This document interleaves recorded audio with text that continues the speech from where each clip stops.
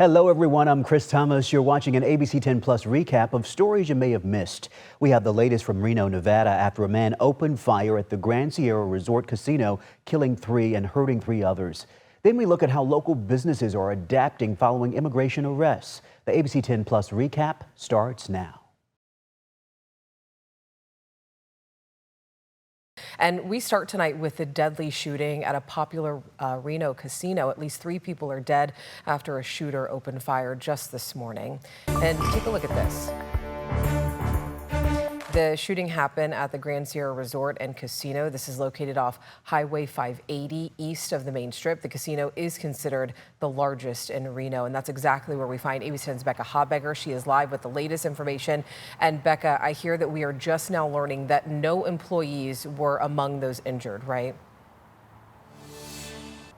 Alex, that was a question I asked of officials at the press conference earlier today. At the time, they were not taking questions from journalists, but I did endeavor to ask the question anyway. And directly as a result, a little bit later in the afternoon, the Grand Sierra Resort and Casino updated its statement about this tragic incident, saying none of their employees were injured. Now take a look here behind me. This is the valet area where 5 people were shot. We also know that a police officer was injured. The Reno police chief says by broken glass during the shootout, not by gunfire. Monday morning, according to police, a gunman walked into the parking lot of the Grand Sierra Resort and Casino, entered the valet area, and pulled out a handgun. The suspect continued walking on foot to the valet area of the GSR. Once at valet, the suspect produced a handgun and pointed it at a group of victims. The suspect's firearm malfunctioned. However, he was able to make it operable. He shot 5 people in the valet area. 2 of them died. 2 are in critical condition as of Monday afternoon, and 1 was treated and released. Casino security responded to the shooting. The gunman ran toward the northern end of the parking lot where he shot at someone driving their car. That person also died. Within minutes, Reno police arrived on scene and shot at the gunman, who returned fire. The suspect was eventually hit. As of Monday afternoon, he is in critical condition. The bravery and rapid response by our officers stopped the suspect's rampage on innocent victims, which definitely saved lives and prevented additional people from being victimized. Police say they do not yet know the shooter's motive, and they have no indication at this point that he had any ties to the victims. He is in custody, so police say there is no ongoing threat to the public. Reno Mayor Hillary Sheevy expressed sorrow for the victims and gratitude to first responders. There was incredible, swift action that took place, and it apprehended this individual from going into the building. That is really, really remarkable. I want to say thank you so much. Police say the names of victims will be released in coming weeks. They also did not share the name of the suspect. Since this was an officer-involved shooting by Reno PD, the neighboring police department, Sparks PD, is the lead agency on this investigation, assisted by the Washoe County Sheriff's Office. Anyone with information is asked to contact Sparks PD. Again, 3 deceased in this shooting at GSR this morning, 2 in critical condition, 1 treated and released, plus a police officer injured but expected to recover from those injuries, and the gunman in critical condition. Police say that gunman was found to have additional ammunition on him after the shooting, and the casino, by the way, remains open and operational. Live in Reno, Nevada, Becca Habegger, ABC 10. All right, Becca, thank you for that update. And I also want to mention that streaming now on our ABC 10 Plus TV streaming app, you can stay up to date on this developing story and also hear the complete press conference by Reno law enforcement. That's again on the ABC 10 Plus TV streaming app. It is free to download to your TV.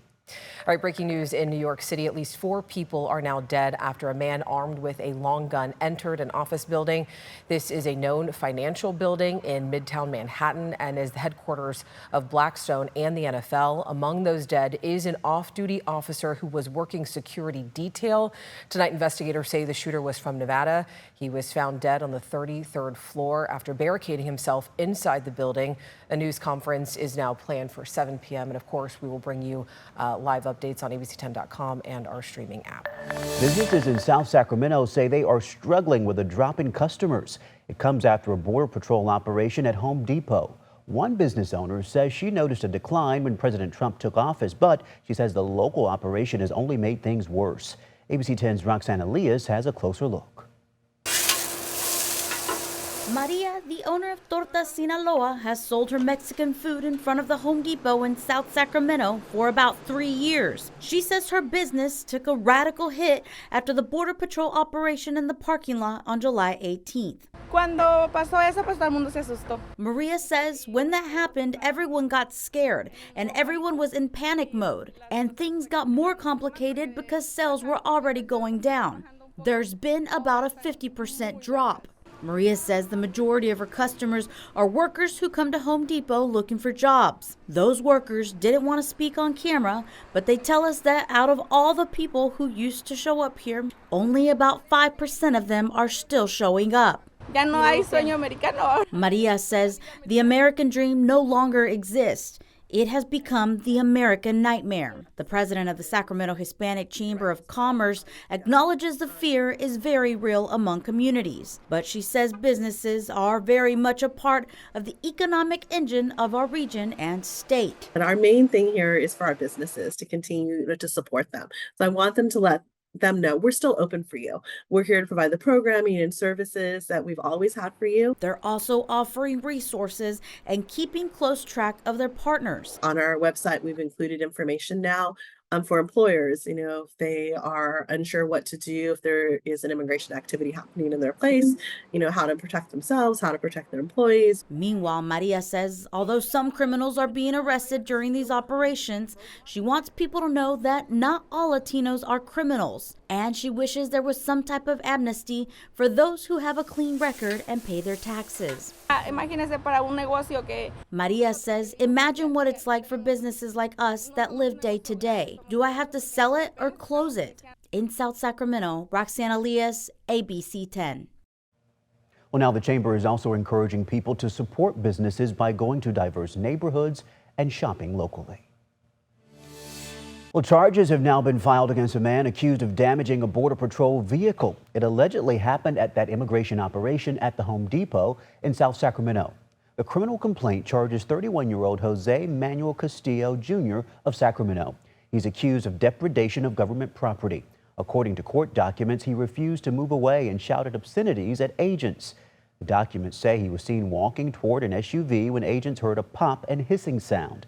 Agents then reportedly noticed the rear passenger side tire of the SUV going flat. Castillo allegedly ran away after law enforcement ordered him to stop. Agents said they caught him and found a pocket knife in his pants. Castillo was released from custody and is now expected to appear for hearing. If convicted, he faces a minimum penalty of $100,000 and 1 year in prison. Well, today, the Ninth Circuit Court of Appeals heard arguments from a federal attorney and the ACLU to decide whether ICE agents were racially profiling people when conducting immigration raids in Los Angeles. Reporter Luz Pena speaks to experts about this case. All eyes are on San Francisco as 3 federal judges challenged the government on the strategy of immigration agents during raids in Los Angeles. Home Depots where people are standing looking for jobs and car washes because they're car washes, etc. And Your Honor, if an agent then testified, oh no, the reason we went to Home Depot is because based on intelligence, surveillance, our experience in the field, whatever else, our experience last week in the same location, that's why we picked it.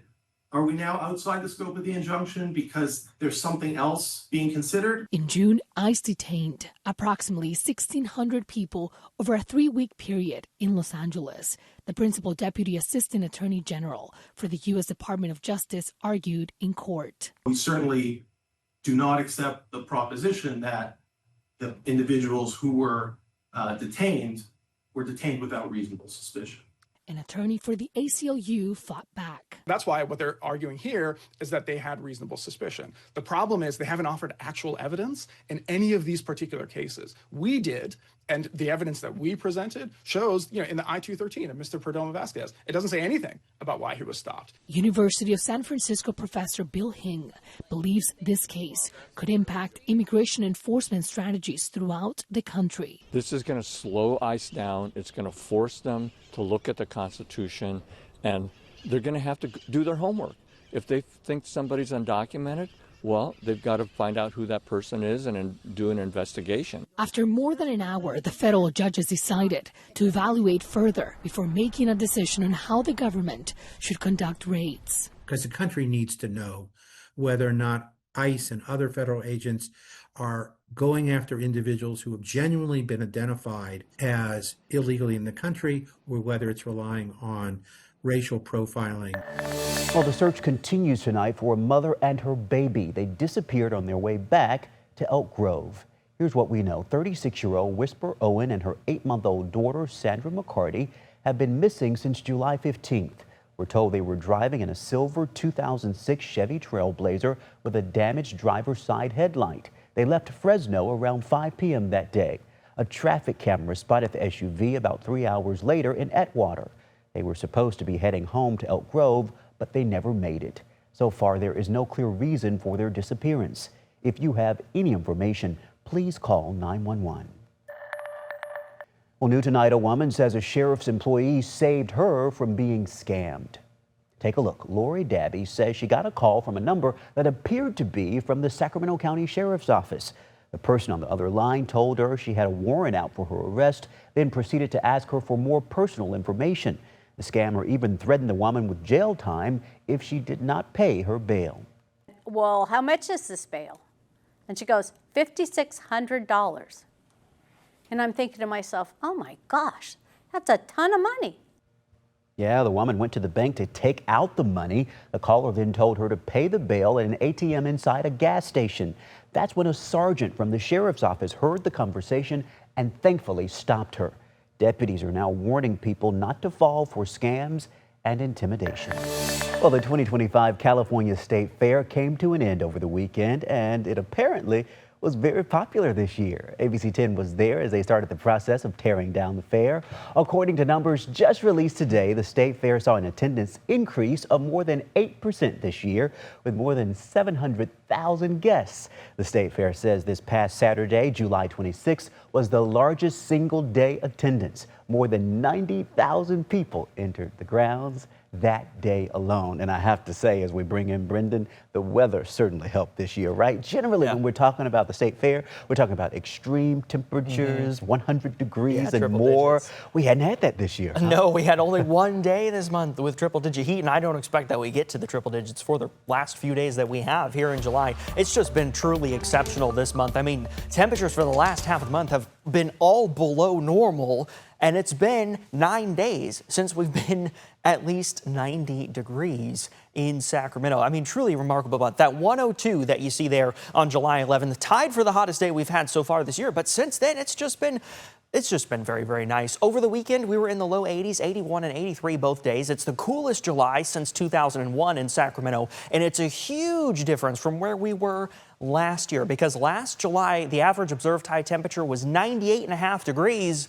So far this month, our average observed high is 89.0 degrees. That is a truly extraordinary drop in temperatures between last year and this year. And again, it's a July we haven't seen since 2001. So yeah, it doesn't surprise me that State Fair numbers are up because the weather's been so spectacular. It definitely feels warmer out there today, though. We've made it to 91 in Sacramento, 92 in Stockton, 91 in Modesto, mid to upper 80s in the foothills, upper 70s in the high country.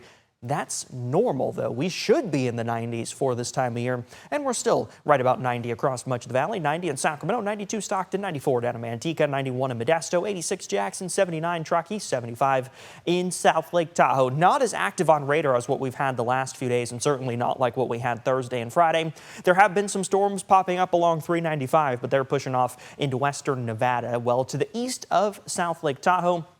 We've had some isolated storms up in the far northern part of the state as well, but again, just nothing like what we'd had the last several days. Looking at downtown, 90 degrees. That's 8 degrees warmer than this time yesterday, though. That's what I'm saying. It definitely feels warmer than where it's been. Winds out of the south-southwest at about 10 miles per hour. Low 80s by 8 o'clock, mid 70s by 10 o'clock, dropping into the 60s by the time we get to midnight, and we'll start Tuesday morning in the mid to upper 50s across much of the valley, a few low 60s 90s out there. Cool and clear overnight. Tuesday afternoon, seasonal mid to upper 90s across most of the valley. 94 Sacramento, 95 Stockton, 96 in Modesto, 97 up in Oroville and Marysville, 80s and 90s in the foothills, 70s and 80s in the high country. This will be the warmest day that we've had in about 2 weeks or more. So we're definitely going to notice that it's feeling hotter. But again, our average high is 93. We're going to be about 94 tomorrow. Looking at Futurecast, a few storms, but again, it's going to stay in western Nevada. Not expecting much along the Sierra Crest. Clear through the overnight hours. We'll see some more pop-up storms on Tuesday afternoon, but for the most part, I expect that to be in the northeast part of the state along and to the east of 395. We could see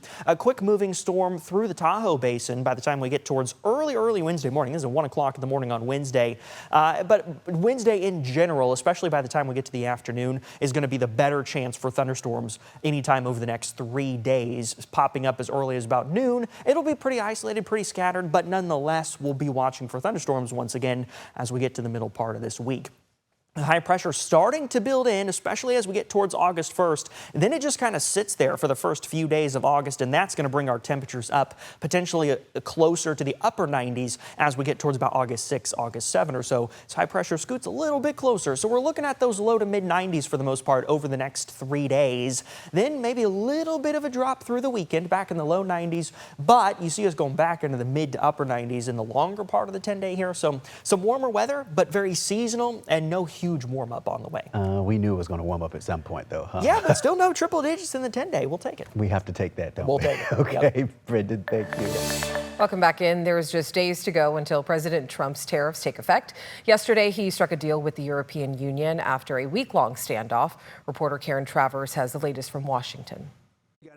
President Trump in Scotland this morning talking trade alongside the British Prime Minister. The president says China is tough to negotiate with, saying we're going to see what happens. With days to go until the August 1st deadline for President Trump's tariffs to kick in. We're making deals that are good for us. Treasury Secretary Scott Bessent in Sweden today for trade negotiations with China, the world's second biggest economy.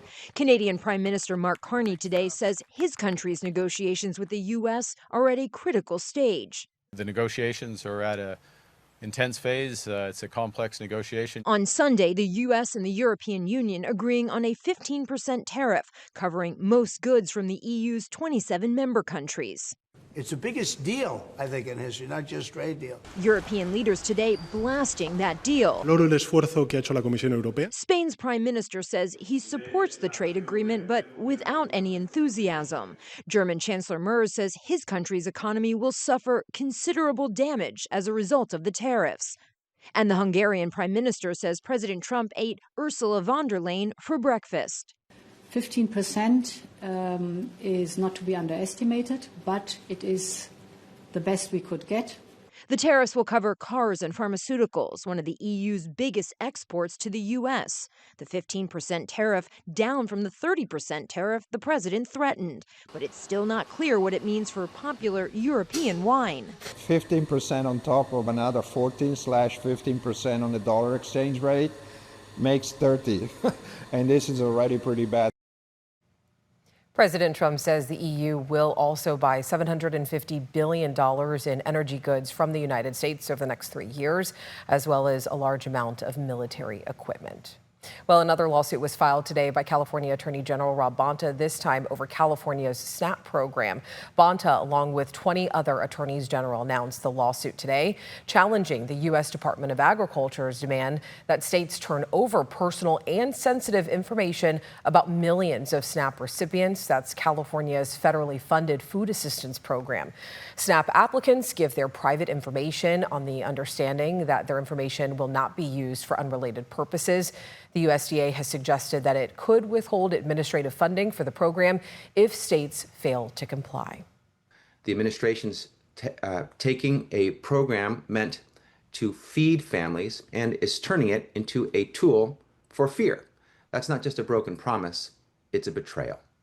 You don't promise to help someone eat, then punish them for sitting at the table. And California won't comply. Instead, we're taking Trump to court yet again. Attorney General Bonta says both federal and state law prohibit California from disclosing identifying SNAP data unless strictly necessary for the administration of the program. Today, a federal judge ruled that the Trump administration must continue reimbursing Planned Parenthood clinics for Medicaid funding expenses. It's a temporary win for the state's largest abortion provider, which just permanently shut down 5 Northern California clinics due to the loss in federal funding. California Planned Parenthood stands to lose $300 million in federal funds, depending on the outcomes of the legal fights. And about 80% of Planned Parenthood California patients use Medicaid. Planned Parenthood argues these cuts violate their Fifth Amendment rights since smaller independent providers did not see the same cuts. Just really trying to prepare, ensure that we have the energy for our students, our families, and our community. Yep, summer vacation is officially coming to an end. Most students in Stockton will start the new year this Thursday. New for students this year is a no cell phone policy, meaning that students are not allowed to use their cell phones during class time. And back to school shopping is, of course, in full swing, but with prices still high, many families are deciding to cut back, but still some savvy shoppers are finding ways to stretch their dollars. Michael Yoshida shows us how inflation is really shaping this year's school supply season. It's almost that time of year again. With school supply lists in hand, parents are already beginning to shell out big bucks on books and bags, pencils and paper, crayons and calculators. Over 2/3 of shoppers have already started picking up items for the season. This is a record high, up from 55% last year. Catherine Cullen of the National Retail Federation says shoppers are bracing for the potential impact of tariffs. Consumers are trying to get ahead of any potential price increases by shopping a little early, particularly for key items like apparel, electronics, and dorm furnishings. A new survey from Deloitte found the economic uncertainty, coupled with higher prices on just about everything, is also leading many consumers to cut back. With plans to spend $570 per child on average, down 7% year over year. We are seeing the continual impact of inflation on the discretionary items being a little bit less affordable when the amount they have to spend on their households and on health is a little bit higher. But as parents tighten their wallets, they're also getting more creative in finding ways to save. We're finding increased usage of first social media. This is the first year we're seeing a meaningful increase in the use of generative AI tools to support back to school shopping. Thanks for watching this ABC 10 Plus recap. We are here 24/7 on the free ABC 10 Plus TV streaming app. You can get your local news and weather anytime, anywhere. I'm Chris Thomas. We'll see you next time.